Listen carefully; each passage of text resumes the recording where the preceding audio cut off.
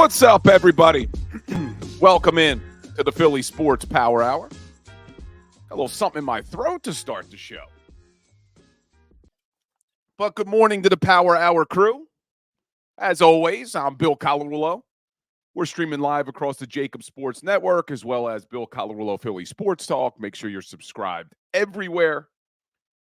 Appreciate everybody being here today.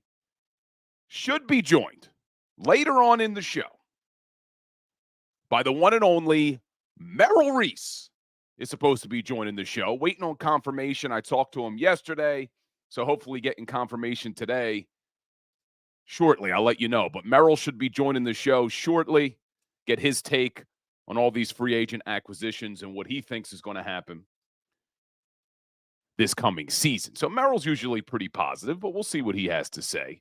I'm sure a lot of you, like me, can't wait to hear Merrill Reese with a call with Saquon Barkley at the 20, the 10. So that should be pretty fun. So hopefully Merrill will be joining the show. I also want to do a little Sixers talk today. Big win for the Sixers last night. Really a big win. I know they almost blew a 17-point lead.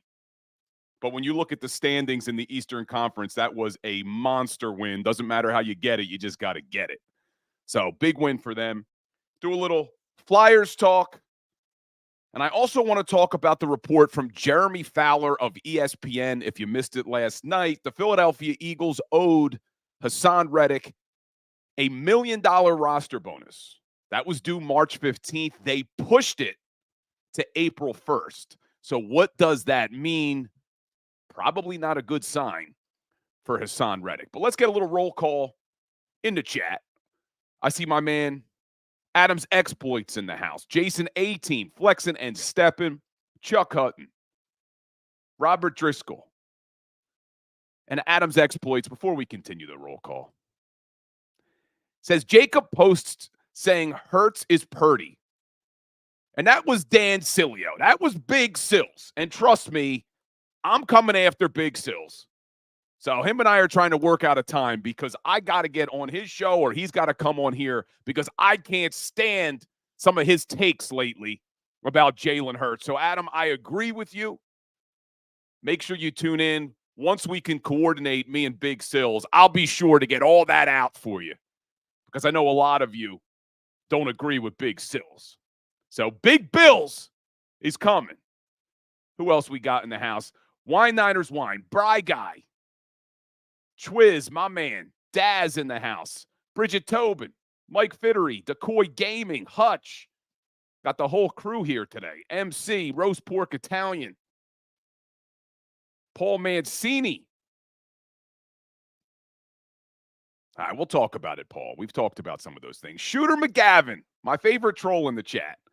Markel S., Will Lloyd, I see a bunch of you. I apologize if I missed you. We are also live here on TikTok as well. So like I said, hopefully around 10:20, we're going to be joined by the one and only Merrill Reese. I'll keep you posted on that. But let's jump right in. I want to start with some Sixers talk because the Sixers get a big win last night. As you know, hey, what's up, Linda Tobin in the house as well. Nina Alston. I see more people checking in. Appreciate everybody being here. Hit that like button for me. Helps us reach more Eagles fans. If you're here on TikTok, make sure you are following because we post a lot of content. But let's talk about the Sixers. If you've been following the show, we've been talking about the importance of this Sixers team. For them to have a shot to do anything, in my opinion, in addition to Joel Embiid coming back, which is the obvious one, they have to get into the top 6 of the Eastern Conference. I do not want to see this Sixers team a 7 or 8 seed, meaning they're in the play-in tournament. Because anything can happen in one game, especially with a rusty Joel Embiid. I don't want to see the entire season come down to one game. So the Sixers come out last night on fire. And I tweeted out, don't underestimate what seeing the big man back at practice did for this team, because that definitely helps the mojo. So Joel Embiid did practice in a non-contact practice the other day. Great sign that they're ramping him up. Shout out to Steve Rael, 48 from Texas, but is a big Eagles fan. I love it. But Joel Embiid practiced. So this is a good sign. I don't think they would have him practicing. I don't think they would have him ramping up if he wasn't, in fact, going to play this season. So that's good news. So that team comes out last night. The Sixers are on fire. No Tobias Harris, which some people would say is actually a benefit, but no Tobias Harris last night. Now a benefit, no Jimmy Butler for the Miami Heat. So that helps. But the Sixers get a 17-point lead in that game, and they almost blew it. Almost blew it, but they pull it out 98-91. And really, Tyrese Maxey, third straight game with 30 points. He has a double-double last night, 30 points, 10 assists, 8 rebounds, 2 rebounds away from a triple-double. But Kelly Oubre continues to impress, and this is the one reason I'm excited that maybe the Sixers can do something in the playoffs, because we really haven't seen Joel and Oubre play together a lot. Remember, Oubre got hurt. Remember, he had that whole bicycle incident where he got hit by a car. We still don't really know what happened. So Oubre and Embiid really haven't been on the court that much together, and certainly not with the way Oubre has been playing over the last 10, 11 games. So Oubre with a double-double last night, 22 points, 11 rebounds, but maybe even more impressive, 5 blocks. His defense has been off the charts right now. So I'm getting a little bit excited thinking about the possibility. Joel Embiid comes back. Tyrese Maxey now playing as well as he's playing when he's your number one focus from an opposing team's perspective. Right now, every single opponent that comes in here is trying to stop Tyrese. Once Joel Embiid comes back and they start double teaming Joel, triple teaming Joel, it's going to open up Maxey even more. And now you have Kelly Oubre playing well, and Kyle Lowry. What he does for that team, man, I tweeted this out last night too. It is an absolute crime that we didn't get Kyle Lowry back in Philadelphia until he was 38 years old, because he's going to be 38 years old at the end of the month. It's a shame we couldn't get him when he was really in his prime, but he played 35 minutes last night.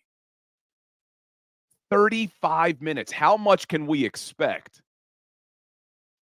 a 38-year-old to be able to give us 35 minutes a game? Hey, last night he's all over the place. 16 points. He's jumping over the scorer's table to save balls. I mean, he's all over the place, and you could just see what he does for that team. Who are we talking about here? Sorry, I'm reading something in the chat, getting distracted. But you can see what he does for the team. I just don't know what we can expect from a 38-year-old Kyle Lowry, a 35-year-old Nico Batum who played 38 minutes last night. So I'm excited to see what all these pieces can do. You also saw Buddy Hield last night with a big shot, a big 3 down the stretch. So what can all these pieces do if Joel comes back healthy? If Kyle Lowry can continue to give you 35 minutes a game, Nico Batum stays healthy, and now you get Buddy Hield, Kelly Oubre, Tyrese Maxey all playing with Joel, maybe they can make some noise in the playoffs. They're not beating Boston. I don't think they're beating Boston. But, hey, maybe we can get a little playoff basketball that can get us excited for a little while. But that game was huge for the standings. Like I said, they moved from the 7th seed into the 6th seed.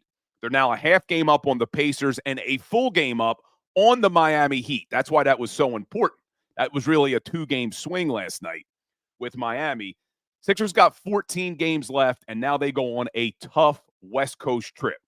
They play 4 games against 4 really good teams. They got Phoenix, the Lakers, the Clippers, and then they end it against the Sacramento Kings. They got to split.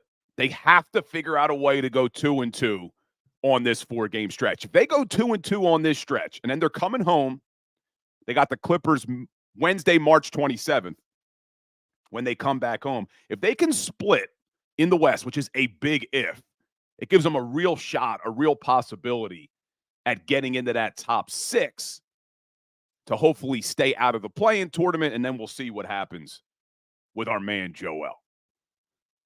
So we'll see. I mean, I don't have any crazy ideas that they're going to the NBA Finals. They're not getting past Boston, but maybe they could win. If they're a 6 seed, they play the Cavs probably in round 1. I think they could get past the Cavs with a healthy Joel, and then we'll see what happens after that. But, hey, listen, I keep saying to you guys, I mean, I know it's frustrating. It's every single season with the Sixers. There's only 14 games left, so let's see what we can do. Let's see if Embiid can come back, especially if Embiid comes back, I guess even 75% of what he was. So we'll see what shakes out. But, yeah, I don't have any crazy visions they're doing much. But let's stay in that playing tournament to give them the best possibilities.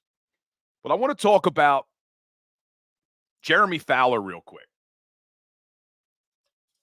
So Jeremy Fowler of ESPN tweets out last night that the Eagles move Haason Reddick's $1 million roster bonus that was due March 15th, and they push it to April 1st.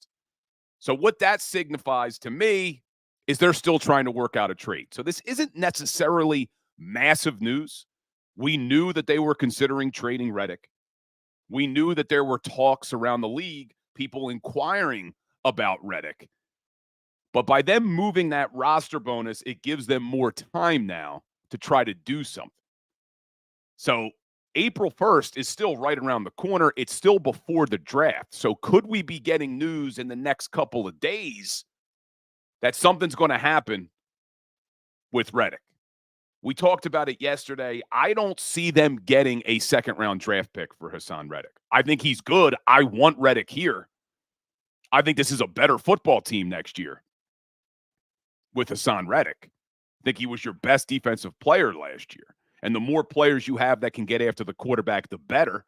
You saw what pressure on the quarterback did for this defense in 2022 that you really lacked in 2023, and you need depth. You need guys that you could rotate in. But I just don't think a team is going to give up a second-round draft pick for a guy that they now have to give a big payday to. I think it's more likely they get a third and a fifth than a second-round draft pick. And for me, I don't think a third and a fifth is worth what you're losing in Haason Reddick. But I understand what's going on. I mean, we talked about this at length over the last couple of weeks. Reddick wants an increase in pay. The Eagles also want to change that contract because he has a $22 million cap hit this year.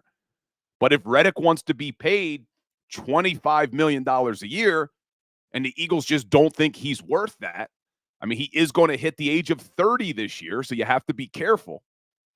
So I don't know what they're going to do. I'm still holding out hope that Reddick doesn't get what he's looking for on the open market, that a team's not willing to pay him that much. He comes back to Philadelphia, and they could figure out some sort of an extension and keep him here for the next 2 or 3 seasons. Because you look at this team, and I think Johnny Marks was on Birds 365 this morning, and John should be joining this show on Friday.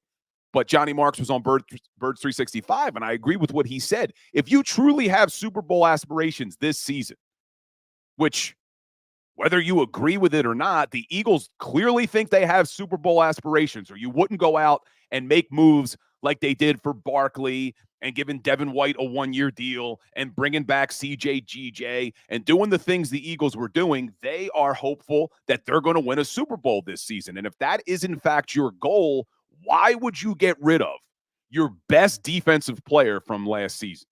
To me, that doesn't make any sense. So I really want to see them keep Reddick. But if another team is willing to give him over $25 million a year, the Eagles' hands may be tied. Because if they truly don't believe that he's worth that amount of money, then what do? You know, do you pay him? Would you pay him $27 million? Would you give this guy over $25 million? I mean, I think he is a very good player. I just don't know if he's worth that much money for the next 3 seasons. I mean, do you have to sign him to a 3-year deal? We can't guarantee he's going to hit the age of 30, how he's going to be 2 seasons from now, 3 seasons from now. So I'm hopeful they could work something out. I'm hoping another team doesn't swoop in and pay him a ton of money. And if so, you bring him back, because if you have Super Bowl aspirations, you need your best defensive player from last year. No doubt about it. So we'll see what shakes there. And while we're talking about football, we are officially in the time of year right now with the NFL where you get all these workout videos on social media. I can't stand the workout videos on social media. You get the workout video, and then it always will say something like, in the lab, or grinding, or about to take that next leap. And then people will tweet it around like, oh, Justin Fields is going to have a great season. Oh, look at A.J. Brown. He's ready. He's grinding for next year. We all exercise. Well, a majority of us exercise. I exercise. Does that mean I'm going to the freaking Pro Bowl next year in the NFL? We really got to post workout videos. Oh, we're bench pressing. Oh, Bill Colarulo, first team All-Pro next year. Look at him. Look at him in the gym. I can't stand those freaking videos. And if you're a Philadelphia fan, how many damn workout videos did we see of Ben Simmons? Ben Simmons working on that 3. Oh, look at Ben Simmons working on that jumper. So ridiculous. I can't stand the workout videos, man. I can't stand them. And there was one of A.J. Brown yesterday. There was one of Justin Fields. Justin Fields. Literally, he's doing like lat pull downs, and it's like, oh, Justin Fields is coming for it. Ridiculous workout videos. Can't stand them. Anyway, quick Fly Guys talk. Flyers are back in action tonight against the Toronto Maple Leafs, but big news, one of my favorite Flyers of all time, Wayne Simmons, announced that he's going to be retiring from the NHL, and he's going to do it as a Philadelphia Flyer. So he's going to sign a one-day contract. He'll retire. I think they're going to honor him April 13th. But Wayne Simmons really was a great Philadelphia Flyer, all-around great dude. Played over 1,000 games in the NHL, over 50 playoff games, and did 8 seasons with the Fly Guys. So congratulations, Wayne Simmons, on a great career. But Flyers are back in action tonight. Let's hope they can get back in the winning column. They take on the Toronto Maple Leafs, and they start a really tough stretch. Really tough stretch. Toronto, Carolina, Boston, Florida, the Rangers. So a tough stretch for the Flyers, and they are close to falling out of playoff position. That would be so devastating. A season where they did exceed so much expectations and have pretty much been in a playoff spot the entire season. If they collapse down the stretch, man, that one's going to hurt. I need playoff hockey, but it's not going to be easy by any means because they're third in the Metro. They're only a point up. I think it's a point or 2 up on the Islanders. So tonight's a big game, and they've struggled with the Toronto Maple Leafs. They've struggled with Austin Matthews. So we're going to take a quick break. I'm hopeful that when we come back, we'll have Merrill Reese. I don't think we've got confirmation from Merrill yet. I spoke to him yesterday. So we're going to take a quick break, and hopefully when we get back, we'll have Merrill Reese here. I'm going to see if my producer was able to connect with him during the break. So I'm Bill Colarulo. This is the Philly Sports Power Hour. Hit that like button. We'll be right back.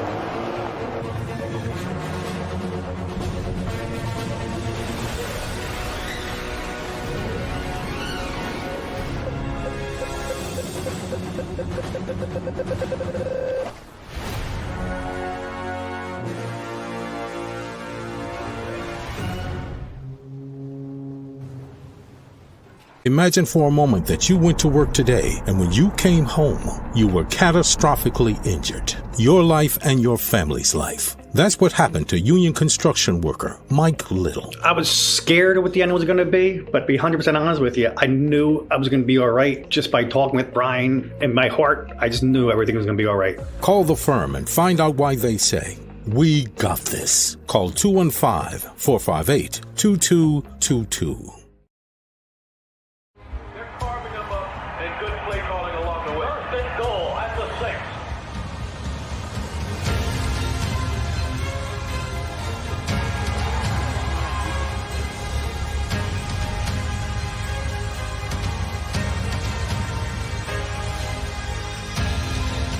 Field of life, First Trust Bank is there for you. Champions on 3. 1, 2, 3. Because Philadelphia dreams deserve a Philadelphia bank. Underdog Fantasy is the easiest place to play fantasy sports, and certainly the easiest when you're watching the NBA. And the NBA playoffs are almost here, and you can win money making picks. What are you waiting for? Sign up on UnderdogFantasy.com and use the promo code WIN. An Underdog will double your first deposit up to $100. That's UnderdogFantasy.com. Use the promo code WIN. Get ready for the NBA and get ready for the NBA playoffs. Go to UnderdogFantasy.com. Use the promo code WIN.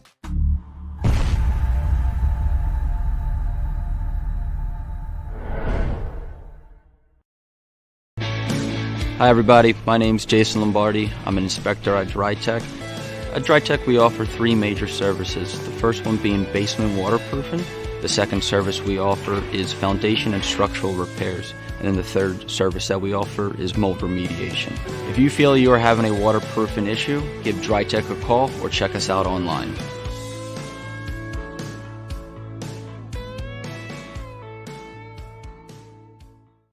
Do you stream on a Roku, Fire Stick, Google TV, or Apple TV? Now you can watch 6ABC 24/7 with the 6ABC Philadelphia streaming app. And the big story on Action News? Search 6ABC Philadelphia and start streaming today.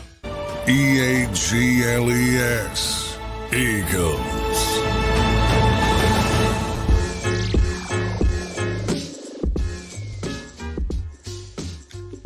What's up, everybody? Welcome back into the Philly Sports Power Hour. Haven't been able to get confirmation from my man, Merrill Reese. So I spoke to him last night. He did say he may have something to do. He may get tied up. So we'll keep you updated. If not, you just get me. But maybe I could do my Merrill impression, and we can do it. We can get it going. At the 25, 20, 15, 10, touchdown. Anyway, that was a bad Merrill. A lot of people could do better Merrill Reese than that. But Merrill Reese, absolute legend. So we'll let it pass. Anybody else who didn't get back to me, I'd be angry. But you can't. How do you be mad at Merrill? You can't. Can't be mad at him. So let's talk a little bit more Eagles. I'll keep you updated if for some reason he gets to us. If not, we'll get him on the show. We will get him on the show. But I want to talk. I see some people in the chat talking about Devin White. And we did talk about, Twiz, don't quit your day job. Yeah, I know, man. I can't do the Merrill. Hey, there's a lot of good Merrill Reese impressions. I don't do a good one. So what else we got? All right, let's talk about Devin White, because I saw some people in the chat talking about Devin White and what I think that means and all that. So when they first signed him, I talked about this. I like the signing. Okay, I like the idea of taking a flyer on a guy that has that much athletic potential.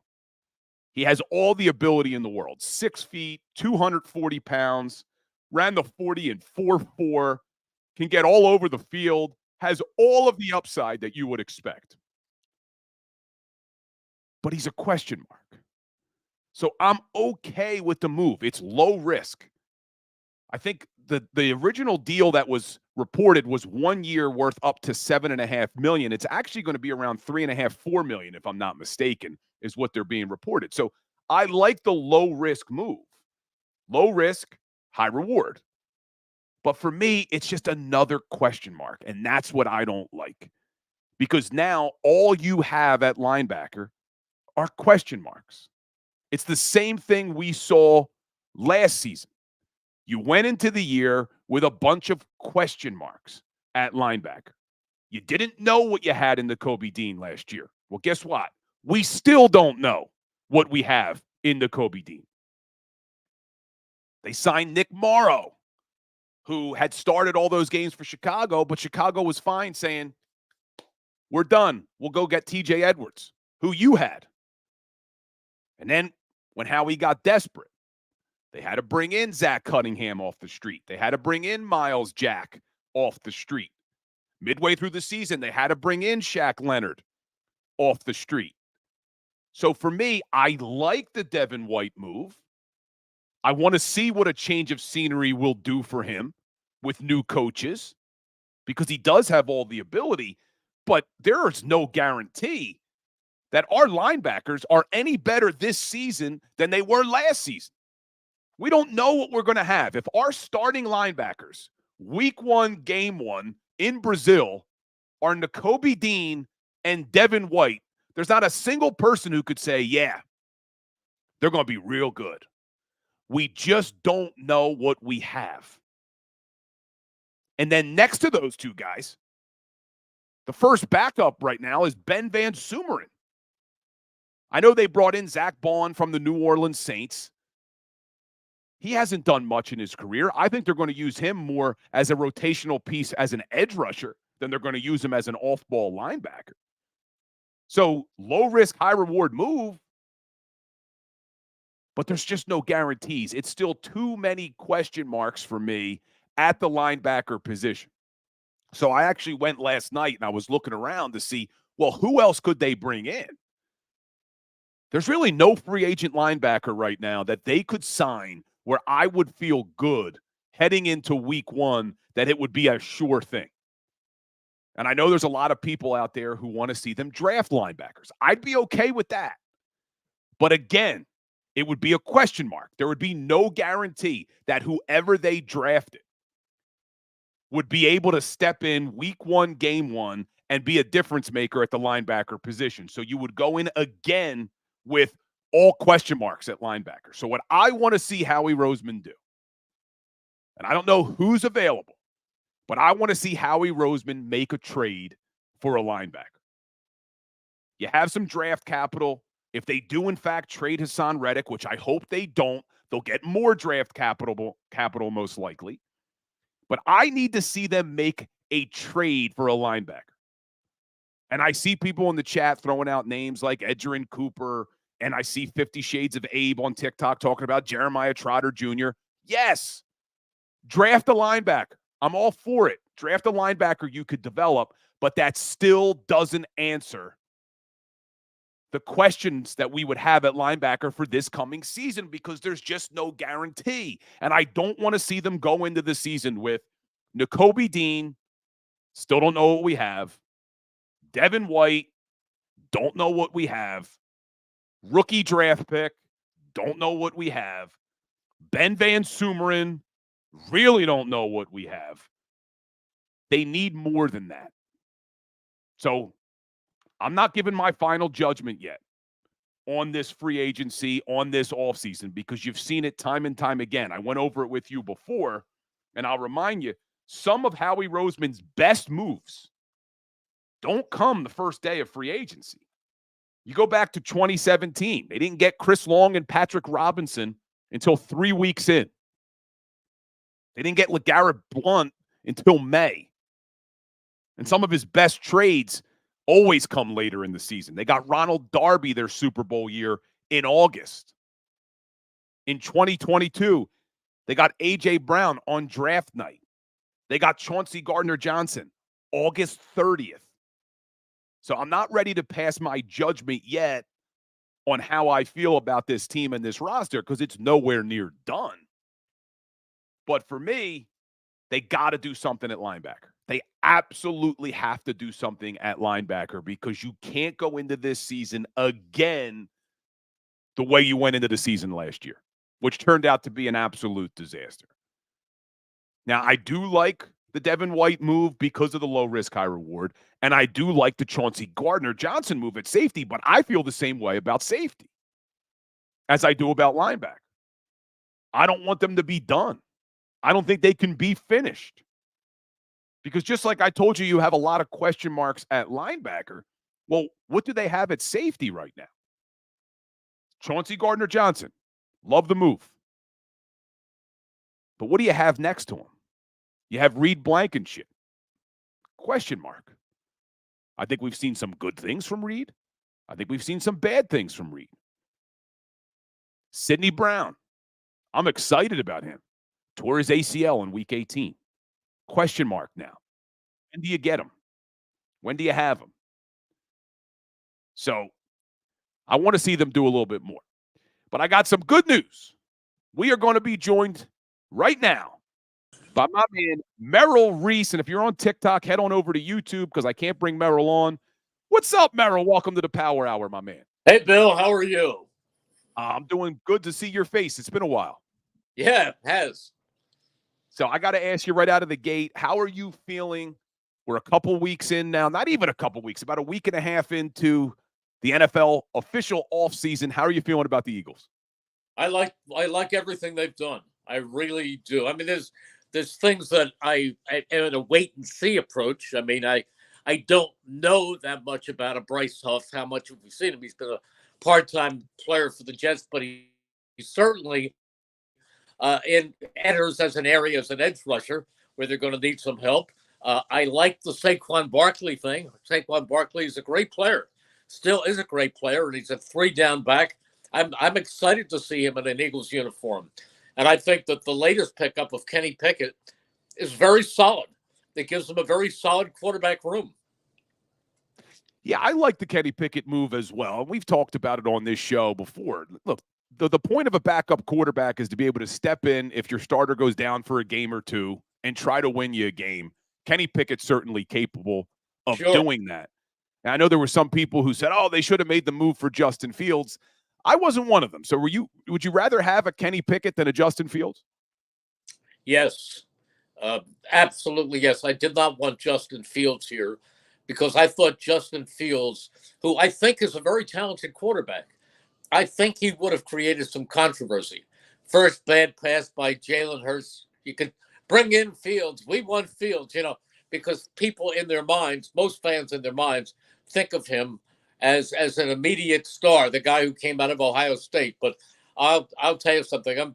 I think that Pickett is the right kind of guy you need for this team, and he's accepted being part of this quarterback role. I don't think Justin Fields, I don't know him personally, but just the mindset that Justin Fields seems to have is not one who's going to be content sitting behind anybody. I think Kenny Pickett views this as the right place to be, understands his role, and still feels that if he does things well here, eventually his opportunity will come to be an NFL starter again someplace. Yeah, and you mentioned, too, Saquon Barkley. You're excited to see him in a Philadelphia Eagles uniform, and now you have Kellen Moore as the offensive coordinator. What do you expect to see from Saquon Barkley this season? I think Saquon Barkley is going to be special. I think Saquon Barkley is going to thrive running behind the best offensive line he's ever run behind. I think a difference. Oh, you froze on me for a second. And then there's reports last night from Jeremy Fowler of ESPN that the Eagles have delayed Haason Reddick's $1 million roster bonus until April 1st. So fans are losing their mind thinking they did this because they are going to try to trade Haason Reddick. Would you like to see them try to keep Reddick? Yes. Excuse me. I really would. I believe that Reddick is a terrific football player. I think he wasn't used properly last year. I don't think Haason Reddick should be dropping back into coverage very often. And I think he's one of the most prolific edge rushers we've had here in a long time. I love the Haason Reddick of 2022. I mean, he was great. He was one of the reasons they ended up in the Super Bowl.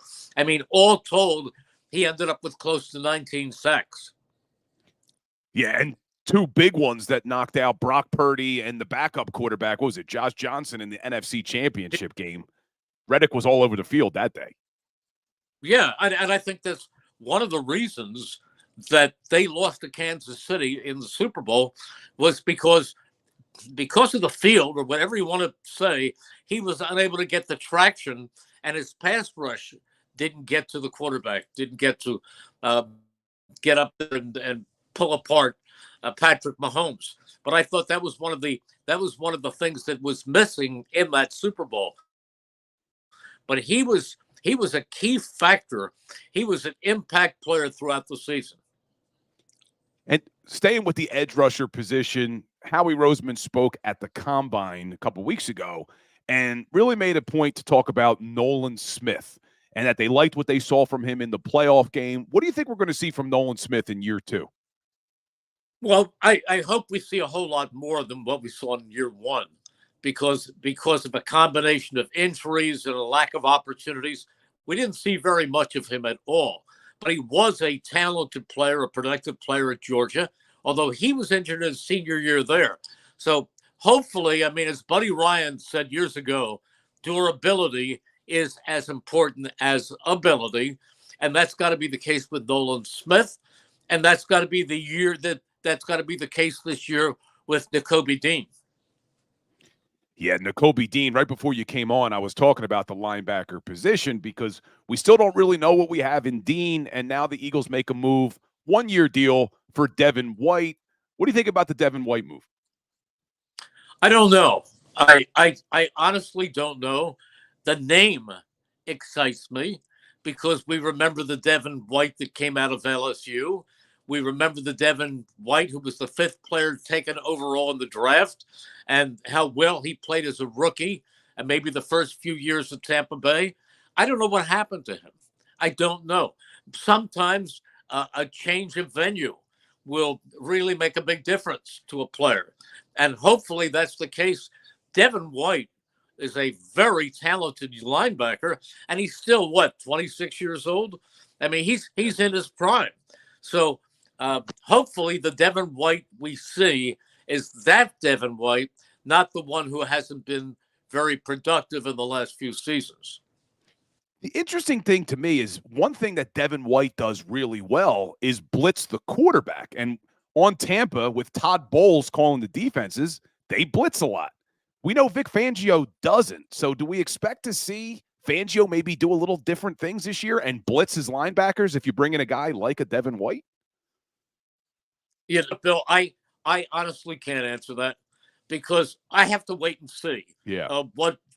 Because very often a coach will build his defense around his talent. And you would think that's what Fangio is going to do. I don't think he's necessarily set in one particular scheme, one particular way to play.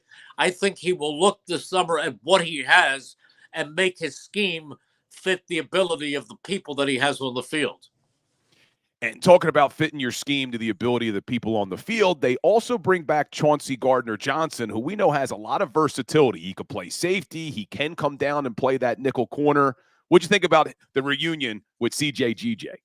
Well, I think he's an upgrade, and I think he's a ball hawk. That's the thing that you get with CJGJ, the fact that he seems to have a sense of where that pass is going. He's in the right place at the right time. He freelances a little bit from time to time, and he's not the surest tackler in the world, but he is a guy who has great football instincts and does fit into the category of a ball hawk, and they can use that.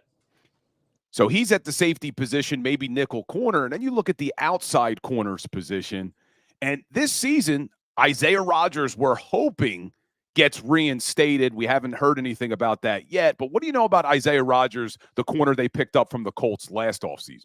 Not much, except that he had some success earlier, and then he was suspended.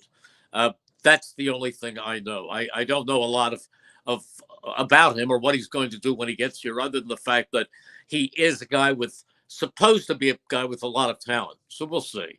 I also wouldn't be surprised to see the Eagles address the secondary in the draft. The last corner they drafted in the first round? Lito Shepherd, if I'm not mistaken. 2002. It's crazy. You remember that draft? They took Lito and Sheldon Brown. And how about their second pick? Michael Lewis. Wow, they went three secondary players in a row. And then who'd they pick in the third round? See, I'm testing you. I don't remember that one. So they had. You don't remember that one? Who'd they take in the third round? Was it Westbrook? It was Westbrook. Pretty damn good draft, Merrill. That was one of the great drafts in Eagles history. Look at that 2002 draft. Now, look, I think Howie's had some very, very good drafts. I think these last two drafts will prove to be good. Carl Peterson, who wanted to become the president of the Chiefs for a while, Carl used to tell me when he was here that to really judge a draft, you have to look back 3 years. You have to look back 3 years to tell you what you really got out of a draft, because sometimes a player comes on like a fire engine that first year, and then never hear much from him after that. Other times, a guy progress. Look, I'll give you a great example of a player who was almost, I say almost, but almost considered a bust. I know who you're going to say. Brandon Graham. Brandon Graham. Yep. Who will one day be at least in the Eagles Hall of Fame, who is going into his 15th season. So you don't know. Some guys come out quickly, and then you don't hear from them again. But look, I've seen guys who were undrafted free agents, and a couple of years later, they were playing at a pretty high level. One guy who I hated to see leave was T.J. Edwards. He became a pretty serviceable linebacker. Now he's in Chicago. Yeah, I really like T.J. Edwards. That was a move last season. I knew they were going to lose a lot of free agents, but that was the one I was most upset about because I did like TJ. And you saw what the defense looked like last year without him in the middle. Let's hope they can solidify that linebacker room. Do you think they're done making moves at linebacker? Are you talking about in free agency? In free agency, because what I've been saying is, look, I'd like to see them draft a linebacker, but even if they use their number one pick, which I don't think they would do, you still have a bunch of question marks at linebacker. You'd have a rookie, you'd have Nakobe Dean, who's really only played a very few amount of snaps in his 2 seasons. You'd have Devin White that we don't know what we're getting. You got Ben Van Sumeren, who was a fullback a couple years ago. So could they make a move either via trade or free agency to bring in another veteran linebacker? I wouldn't rule it out. I certainly wouldn't rule it out, but they're not going to pick up somebody who's just a linebacker. They're going to pick up a linebacker who they think can fit in and really be right away, be productive. They're not just going to shoot wildly and hope that they hit the right linebacker. I think they do a lot of due diligence on these different players. So we'll see what they come up with. But I don't say it's going to be. It would be completely mind-boggling if they picked a linebacker in the first round, because they haven't done that. Do you remember? Do you know who the last linebacker they drafted in the first round was? Oh man, it's got to be going way back. I would think to the 90s, wouldn't it? It couldn't have been. I don't remember any linebacker that they took in the first round. Okay, now you may not even remember him. Okay. His name was Jerry Robinson. Wow, how long ago was that? That was under Dick Vermeil. Yeah, so they're not taking a linebacker in the first round this year, I don't think. He was a 3-time All-American from UCLA and went on to a great career. Jerry Robinson. He was it probably was 1979. Yeah, I'm getting it in the chat from somebody. 1979, Jerry Robinson. Well, you've been covering this team for a long time, Merrill. What is this season going to be? It's since 1879. What season is this for you coming up? How many years? 48. How many? Only 48. Wow. And you know what? Bill, I love it as much as ever, and I have no intention of retiring. I love it. Well, let me ask you. Week 1, game 1. You're going to Brazil. You ever been there? I've never been. No, one of the few places I haven't been for golf. Yeah, for golf. You getting out there at all? We got some nice weather earlier in the week. Like last Wednesday, it was perfect. Yeah, it was nice. I got to get back into it. See, now I do this radio show on Saturday and Sunday mornings. It's killing my golf game, Merrill. Killing it. Well, there's a price to pay for some of this. Yeah, there is. So wait, are you bringing your clubs to Brazil? No. No. I can't bring my clubs any place. You think Mike and I are allowed to bring our clubs on the team plane? No. Yeah. No. And plus, I'm not sure any of us really want to leave the hotel in Sao Paulo. I don't know. I don't know how friendly an atmosphere that will be. Yeah, we'll see. I think there'll be enough Eagles fans there to protect you, though, because our fans travel well. You know that. Well, we'll see. We'll see what happens in Brazil, but that's a strange place to start the season. Yeah, and it just got leaked. I guess you could say leaked. There was a Cleveland Browns player on a podcast yesterday, and he said on the podcast, well, we're playing in Brazil this year. So now everyone's taking that and saying, well, the game must be the Browns and the Eagles. Is that confirmed? Have you heard anything? It's not confirmed, but that's the team that I have heard whispered for the last few weeks. It probably will be the Eagles and the Browns, but I can't say that with any degree of authenticity. Nobody of official capacity has told that to me. Yeah, I kind of hope it is the Browns. I was worried it was going to be the Packers, and I want the Packers at the Link. We actually need a real home game, I think, against the Packers. Yeah, I agree. So yeah. Before I let you out, we're talking about the Packers. What NFC team are you most concerned about heading into 2024? I know things can change. We still have the draft. There's a lot more offseason roster changes, but which team concerns you the most right now? Well, you have to say San Francisco because they were so good last year, and they buried the Eagles. They were the team that started the Eagles downhill when the Eagles were 10-1 at the time, and then they took them apart. Eagles got off to a quick start but could only put 2 field goals up. And from then on, it was the 49ers. And I think the 49ers really set up a template for the teams that followed in how to beat the Eagles. You blitz them and you do this, and you do that, and you run it down their throats. I think you have to still say the team to beat in the NFC will be the 49ers. However, I think the Packers are much better. They made a big step last year, and Jordan Love turned out to be a pretty good quarterback. In the NFC East, I don't know. I still think the Eagles will go in as the team to beat in the NFC East. And if the Eagles do win the NFC East, how many years will that be now where we haven't had a back-to-back winner? Over 20-something years, right? It's a long time. You're right. Man, you're crazy. Right.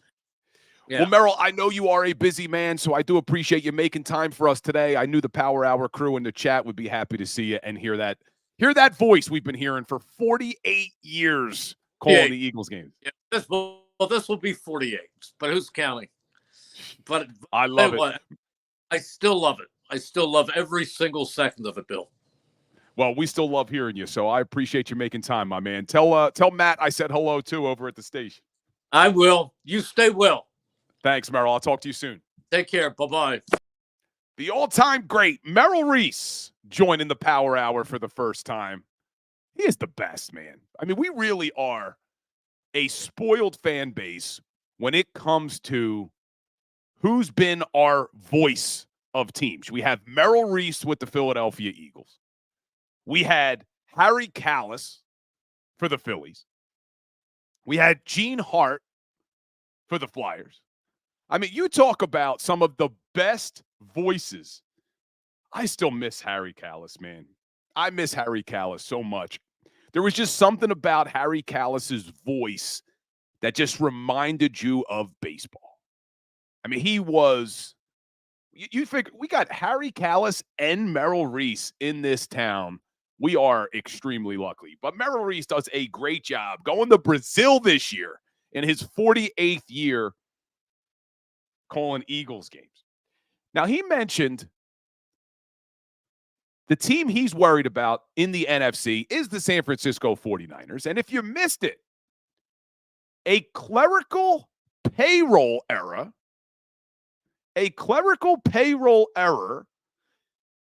the 49ers is going to cost them a 2025 fifth-round pick, and it's going to reduce their 2024 fourth-round pick. How the hell does this happen? So the 49ers made a mistake last year when calculating their total player payroll, and now they're going to pay for it. Via Matt Miyoko of NBC Sports Bay Area, the 49ers will lose a 2025 fifth-rounder and a reduced 2024 fourth-rounder because of payroll accounting errors at the close of the 2022 season that result in misreporting of the club's cumulative payroll compensation. How the hell does that happen for a billion-dollar organization? How? How does a billion-dollar organization mess up on their payroll? Ridiculous. So now Apparently, it's being reported that there were no ill intent, meaning it wasn't done on purpose, but they have to, in fact, lose a 2025 fifth rounder, and they will move now all the way down to the bottom of the fourth round. Wonder if that affects the Eagles at all. Probably not. No, because the Eagles don't have a fourth round draft pick this year. Oh, yes, they do, because they picked up the Pittsburgh Steelers fourth round draft pick. But I wonder if that would, what did they get for that? What did they get for Kenny Pickett? Let me see. So they got the 120. Yeah, I guess. No, it's not going to affect them. Not going to affect them. Because their fourth round pick's 120. That one's 131. Let's see what we got from Mr. Rudy Poo. Browns versus Eagles in Brazil. Browns player mentioned they play in Brazil this season on a pod. Yeah, Mr. Rudy Poo, we just mentioned that to Merrill Reese, who was on the show. So it does look like it's going to be Eagles and Browns, which I am happy about. I'm very happy that it's going to be the Cleveland Browns. I was worried that it was going to be the Green Bay Packers, which I want the Green Bay Packers in the link because I think you look at all the teams, and that's probably, in my opinion, the team that I'm worried about most. Yeah, because we had narrowed it down. We knew it wasn't going to be one of the NFC East teams. You knew it wasn't going to be the Giants, Cowboys, or Commanders. It wasn't going to be the Carolina Panthers because they're already playing in Germany, I believe. It wasn't going to be the Jaguars because they play in London. So we knew it was either going to be the Browns, the Falcons, the Steelers, or the Packers. So out of all those teams, I think best case scenario, it's the Cleveland Browns. Maybe you can make the argument the Steelers, but I didn't want the Packers in Brazil. I wanted them at home. The Falcons, now that they have Kirk Cousins, are going to be a little bit tougher of an opponent. I wanted them truly at home. So you weren't getting Carolina, which would have been the ideal situation because they stink, but they're already playing overseas. So Cleveland Browns, that's what it looks like it's going to be. So that should be fun. But as we're talking about some of the best announcers of all time, because we just had Merrill Reese on the show, and you heard me talking about Gene Hart, and you heard me talking about Harry Kalas. Well, we end every Philly Sports Power Hour with a little Today in Sports History. Well, today, March 19th, 1927, another great Philadelphia announcer, wasn't a play-by-play guy, was the color commentary. March 19th, 1927, the great Richie Ashburn was born in Tilden, Nebraska. So in addition to being a great color analyst with Harry Kalas, he also was a great player, played 12 seasons with the Fightin' Phils, was a 6-time All-Star, was a 2-time National League batting champion, was the National League stolen base leader one season, is on the Phillies Wall of Fame, and now has his number 1 retired. So great Philly, and then a great color analyst with the great Harry Kalas. So interesting that the day we bring on Merrill Reese, one of the greatest voices in Philadelphia sports history, we also have Richie Ashburn's birthday as our Today in Sports History. So good show today. Glad that Merrill was able to join. Tomorrow we're going to be joined like we are every Wednesday by Kayla Santiago. That should be good. Talk a little Sixers with her, a little Eagles with her, get her take on some of these moves. Thursday, we should be joined by my man Mark Farzetta for our Thursdays with Farzy. And then as of now, Friday, Johnny Marks, my buddy John's going to join the show as well. So I do appreciate everybody who spends this hour with me. I tell you that every single day, but I really do appreciate it. I love seeing all the engagement in the chat. Even when I don't agree with you, still love to see it. Chuck Hutton praising Richie Ashburn a little bit. What a great pro in all ways. Really was. Flexen and Steppen is excited that Kayla's joining tomorrow. What else we got in the chat before we roll? This is a good point by Daquan Barkley. Kelly Green matches the Brazil soccer team colors. Those are going to sell like crazy. Yeah, you think the NFL, you don't think they know what they're doing? They know what they're doing. 1,000% they know what they're doing. But before we leave, real quick, because I still see people talking about this Haason Reddick thing, let's keep monitoring it, because if something's going to happen with them being able to push his roster bonus until April 1st, well, clearly they did that for a reason. So clearly they did it for a reason, because they're going to try to trade him before April 1st. I mean, that's the only reason that they would do that. So I've said this before. I see Rainstar asking the question, would you trade Reddick for a 4? Would you trade Reddick and a 4 for a second-round pick? I guess it depends what other offers you have out there. Because I said it, I think that what they're probably going to get is a 3rd and a 5th is what I think would probably be the going rate. I don't think you're getting a 2nd. So to trade Reddick and a 4th for a 2nd, I guess it would depend on how high the second-round pick is. Because if not, I'd rather get the 3rd and the 5th. I mean, if you're going to get a late second-rounder, I think I'd rather get the 3rd and the 5th. But we'll see. I mean, we'll see. I think a lot of this depends on what the new team is going to have to pay Haason Reddick. That's what's going to change the draft compensation you get in return. Because if he does, in fact, want a ton of money, which I think he does, or the Eagles would extend him, well, why is a team going to give up a lot of draft capital and then turn around and have to pay him? I mean, just look at, what was the Brian Burns trade? So the Giants had to give up Watt to get Brian Burns. They gave up a 2nd and a 5th. So they gave up a 2nd and a 5th, and they swap 5th rounders. So they gave up a 2nd and a 5th for Brian Burns. And they had to give him a ton of money, and Brian Burns is younger than Haason Reddick. Brian Burns is only 25. So I think if you're only getting a 2nd and a 5th for Brian Burns, who's 25, and then had to give him a big money deal, if you had to give a big money deal to Haason Reddick, who's going to be 30, that's why I don't think you're getting more than a 3rd and a 5th. So we'll see. But everybody, appreciate you being here. Hit that like button, hit that share button. Make sure you're following me everywhere. As always, go Birds.